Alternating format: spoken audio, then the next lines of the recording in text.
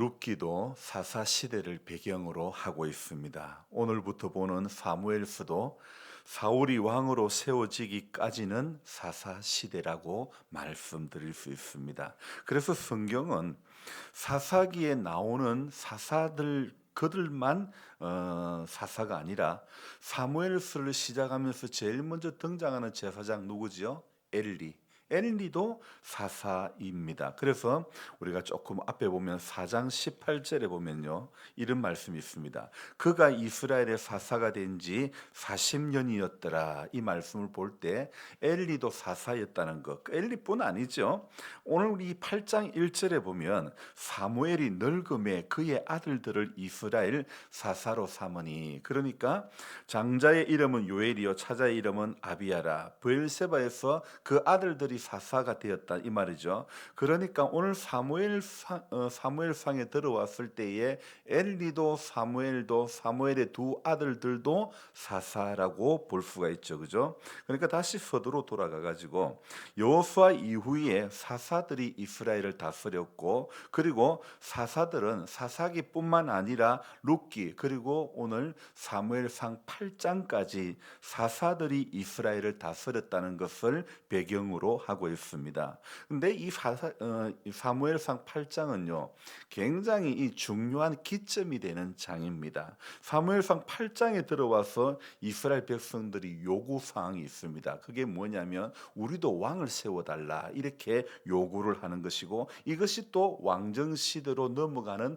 그 기점이 되는 것입니다. 그도 그럴 것이 사사기 안에서부터 이스라엘 백성들 안에 흐르는 분위기는요, 뭐라고 그랬습니까? 자기 소견에 옳은 대로 행했더라. 그것이 사사기 전체에 흐르는, 사사 시대에 흐르는 그런 이스라엘의 분위기였습니다. 자기 소견에 옳은 대로 행했다는 것이 사사가 세워져 사사가 사는 날 동안에는 형통케 하고, 죽고 나면 돌아가고, 축복받으면 죄를 짓고, 죄를 지어서 회개하면 다시 예전의 축복을 받고, 받으면 축복을 받으면 다시 또 죄의 자리로 계속 답습되는 것이 바로 이스라엘의 상황이었죠. 바로 이렇게 반복되는 이스라엘의 모습을 어쩌면 자기 소견에 옳은 대로 행했다 이렇게 말하는 것이 아닐까 싶습니다. 이스라엘의 위대한 지도자, 주의 목전에 은총을 받은 하나님과 대면했던 모세가 이스라엘을 다스릴 때에도요, 얼마나 모세를 향해서 원망이 많았던 사람들이 아닙니까?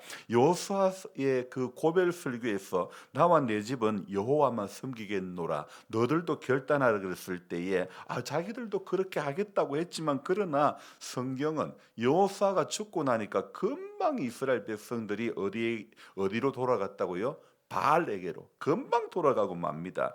여러분, 연어가 태어난 곳으로 돌아가는 것을 회귀 본능이라고 말하는 것처럼 이스라엘 백성들이 보니까 바알에게로 돌아가는 그런 회귀 본능이 있는 것 같습니다. 이것은 만나를 먹으면서도 애굽으로 돌아가고픈, 애굽의 고깃국이 생각나는 것, 이건 뭡니까? 하늘에서 내려준 신선한 만나 그거 하나면 충분한데 왜 애굽의 질 떨어진 고깃국을 그리워하는 것입니까? 이것이 바로 그들이 좋아하는 그들의 식성을 말하는 것이 아니라 저는 그들의 심성을 말하는 것이라고 말씀드리고 싶습니다. 광야에서 하나님 주신 거 이거 하나면 된다, 이 믿음 이 마음이면 되지 않겠습니까? 이런 심성이 되어야지. 그들이 광야에서 보여준 심성은요, 항상 원망하는 겁니다. 물이 써가지고 못 살겠다, 만나만 먹고는 못 살겠다, 애국 고깃국 그거 전부 못 살겠다 원망하는 그런 모습이 정말 얼마나 많았습니까? 여러분, 누차 말씀드리지만 성경의 사건은요, 성경 안에서만 일어난 사건이 아니고 우리들 안에서도 일어나는 사건. 성경에 등장하는 인물의 실수는요, 등장하는 인물의 실수로만 끝나는 것이 아니라 역시 뭐라고요? 우리들도 너무 쉽게 범할 수 있는 그런 실수임을 알 수가 있죠. 이런 모든 것을 통하여 자기 소견에 옳은 대로 행했다 이렇게 말할 수 있는 것입니다. 그런데 이스라엘 백성들이요, 사사 시대 때부터 동경해 오던 것이 있었습니다. 주변에 다른 나라가 전부 다 왕이 있으니까 우리도 왕이 있었으면 좋겠다 이런 것. 그러니까 사사 시대에 그때의 왕이 없으므로 그들은 어쩌면 이것이 그들에게 핑계거리가 될 수도 있겠죠. 주변 나라들이 왕이 있으니 보이는 왕이 있으니 그게 그렇게 부러웠던 모양입니다. 모세나 여호수아와 같은 그런 걸출한 지도자가 없어서가 아니라 있어도 원망했던 그런 사람들 아닙니까? 그러니 우리는 이스라엘 백성들을 보면서 참 이 시대에 만족함이 없는 우리들의 모습을 발견할 수 있는 것 아닙니까? 그리고 오늘 이스라엘 백성들이 본격적으로 왕을 세워달라고 요구하는 장이 바로 오늘 이 8장인데요. 여기에는요 또 중요한 계기가 있습니다. 왜 여기 8장에 들어와서 왜 왕을 세워달라고 이야기하는 것일까요? 자, 3절 같이 또 읽어봅니다. 그의 아들들이 자기 아버지의 행위를 따르지 아니하고, 바로 이겁니다. 사무엘이 늙었을 때에 사무엘의 아들들이 사사로 세워진 아들들이 아버지의 행위를 따르지 아니했다는 것이 바로 이스라엘 백성들에게 왕을 세워달라고 했던 아주 중요한 그런 계기가 되는 것이죠. 자, 사무엘이 늙었을 때 그의 아들들을 요엘과 아비야를 사사로 세웠을 때 지금 일어난 일입니다. 그래서 마치 이것은요 사무엘 2장 22절에 가면요 엘리가 매우 늙었더니, 오늘 8장 1절에는 사무엘이 늙음에, 그러니까 엘리가 매우 늙었을 때 그때 상황을 한번 돌아가 봅시다. 그 2장에 보면 엘리가 늙었을 때 그의 아들들이요 온 이스라엘에게 행한 모든 일과 해막문에서 수종드는 여인들과 동침하였음을 듣고, 아니 엘리의 아들들은 이전에도 아버지가 늙지 않았을 때도 그렇습니다. 2장 12절에 가보면요 엘리의 아들들은 행실이 나빠 여호와를 알지 못하더니 그렇게 이야기하고 있죠. 그러니까 이 엘리의 아들은요 기름을 태우기 전에도 제사장의 사환이 와서 제사 드리는 사람에게 제사장에게 구워드릴 고기를 내라. 그가 내게 삶은 것을 원하지 않고 난 날 것을 원한다고 말하면서 강탈을 해갑니다. 반드시 기름을 태운 후에 네가 마음대로 원하는 대로 가져가라 해도 지금 내놓으라. 안 그러면 내가 억지로 뺏어가겠다. 그렇게까지 하지 않았습니까? 이렇게 패역한 아들이 바로 엘리의 아들들입니다. 성경은 이 사무엘상 2장 17절에 이 소년들의 죄가 여호와 앞에 심히 크면 그들이 여호와의 제사를 멸시함이었더라. 그렇게 말씀하고 있습니다. 반면에 그 바로 뒷절에 이 2장 18절에 가면요 엘리의 아들들은 여호와의 제사를 멸시하였더라 그랬지만은 2장 18절에 가보면요 사무엘 이야기가 나오는데 사무엘은 어렸을 때에 세마포 에봇을 입고 여호와 앞에서 섬겼더라 이렇게 기록하고 있습니다. 너무나 엘리의 아들들과 사무엘의 엘가나의 아들 사무엘이 대조를 이루고 있는 그런 모습을 우리가 볼 수 있죠. 그런데 성경은 이렇게 어렸을 때부터 세마포 에봇을 입고 여호와 앞에 섬겼던 사무엘의 모습과 오늘 이 8장에 나오는 사무엘의 아들들의 모습은 또 너무나 대조가 됩니다. 그러니 3절에 그의 아들들이 아버지의 행위를 따르지 아니하고 이렇게 기록하고 있는데요. 이게 참 우리 한번 생각해 봅시다. 사무엘이 가정교육이 잘못돼서 그렇을까요? 이 사무엘이 참 성경을 읽어봐도요. 이거 아무리 읽어봐도 성경에 엘리는 뭔가 좀 제사장이지만 좀 뭔가 어리숙한 모습이 보입니다. 그런데 사무엘은요 아무리 읽어봐도 사무엘의 잘못을 저는 볼 수가 없습니다. 어렸을 때부터 세마포 에봇을 입고 하나님 여호와 앞에서 섬겼더라. 이거 제가 볼 때는 가정교육의 문제는 아니라고 생각합니다. 엘리의 아들들이 해막문에서 여인들과 동침한 것 역시 이것도 가정교육의 문제일까요? 물론 그럴 수도 있지만 저는 이렇게 말씀드리고 싶습니다. 이것이 바로 사사시대의 특징이라고 말입니다. 아버지가 제사장이 되고 아버지가 위대한 사사라고 해도 아들은 그리 살지 못하는 것이 사사시대의 영적인 현주소였다는 것입니다. 그래서 아버지 사무엘의 모습은 눈 씻고 아들들에게서는 찾아볼 수 없고 이익을 따라 뇌물을 받고 판결을 굽게 했다고 말하고 있죠. 저는 이 사무엘의 아들들의 모습을 보면서 깨닫습니다. 사람들이 자기 소견에 옳은 대로 행하며 살고 싶은 특성이 있고 자기 이익을 따라 뇌물을 받고 자기에게 이익이 된다면 공의와 진리와는 상관이 없는 길을 걸어가게 된다는 것입니다. 판결을 굽게 하는 것이 바로 이 사사 시대에만 있었던 것이 아닙니다. 신명기 25장에 가보면요, 공정한 추에 대한 이야기가 나오는데 그 25장 13절에 보면요, 너는 내 주머니에 두 종류의 추 곧 큰 것과 작은 것을 넣지 말 것이며 25장 14절에 내 집에 두 종류의 대 곧 큰 것과 작은 것을 두지 말 것이요 25장 15절에는 오직 온전하고 공정한 저울추를 두며 온전하고 공정한 되를 둘 것이라 그리하면 내 하나님 여호와께서 내게 주시는 땅에서 내 날이 길리라 그렇게 말씀하고 있습니다.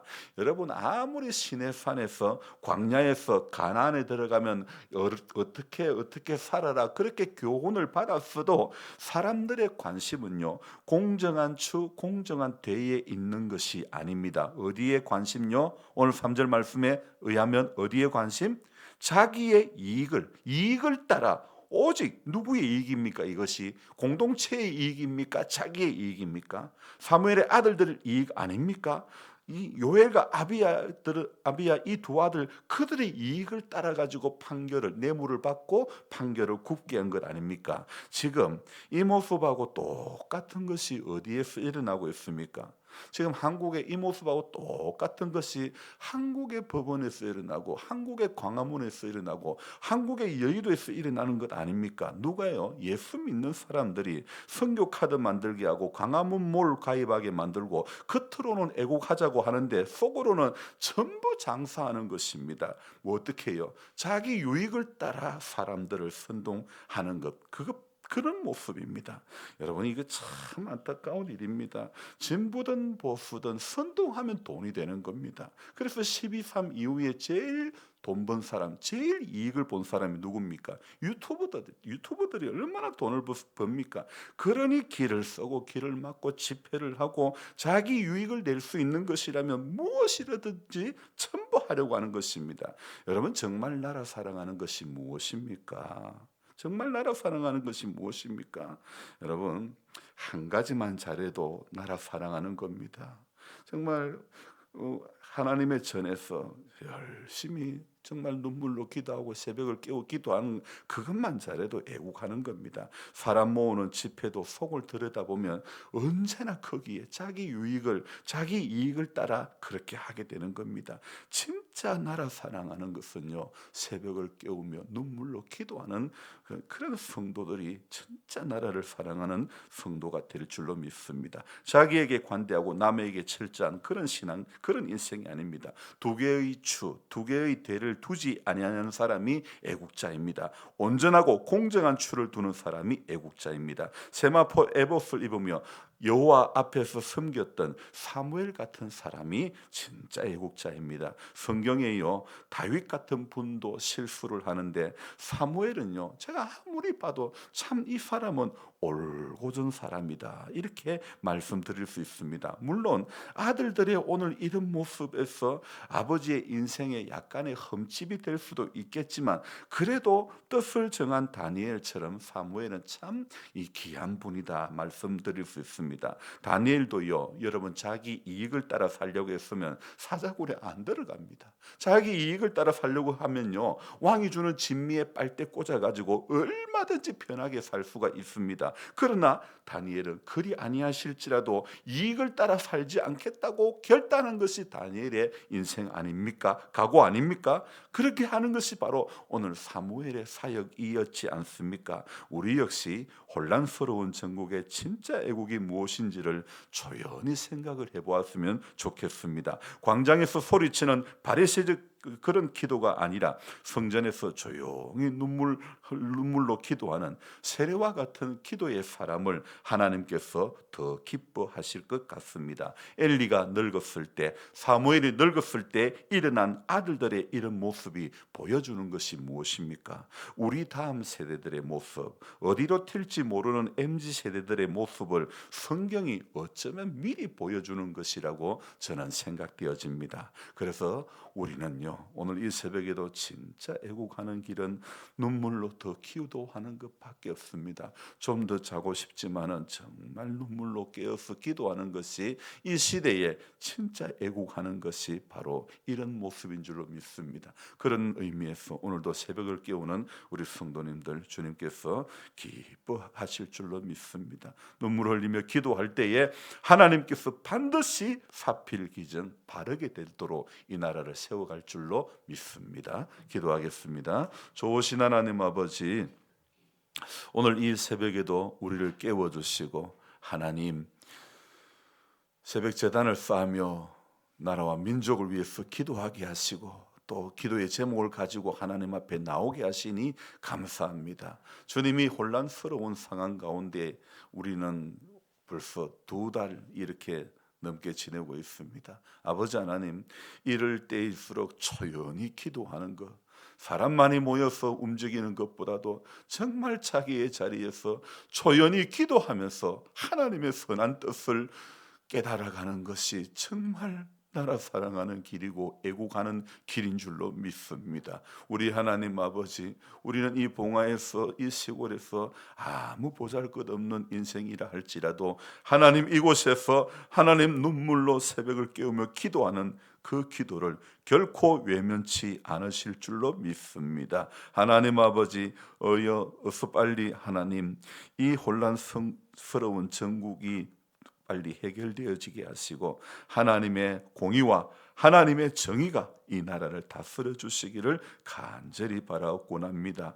엘리가 늙었을 때, 사무엘이 늙었을 때 일어난 그의 아들들의 이 모습이 오늘 사무엘서에만 나오는 사건의 그들의 아들의 이야기뿐만 아니라 오늘 이 시대를 살아가는 우리들의 가정의 이야기, 우리들의 자녀의 이야기일 수 있음을 우리는 기억해야 합니다. 그래서 우리 다음 세대가 하나님 어떻게 이 신앙을 이어가게 해야 될 것인지 이것을 생각할 때마다 눈물로 정말 가슴을 치며 회개하며 기도하지 않을 수가 없습니다. 다음 세대까지 이 바톤을, 신앙의 바톤을 잘 넘겨줄 수 있는 것이 지금 우리 세대가 해야 될 가장 소중한 일인 줄로 믿습니다. 그래서 하나님 아버지, 더 깨어 기도하게 해 주옵소서. 더 간절한 마음으로 기도할 수 있도록 도와주시고 하나님, 하나님의 몸된 교회가 또 아버지 하나님이여 생명 살리는 교회가 되어지며 마을의 필요를 정말 공동체의 유익을 위해서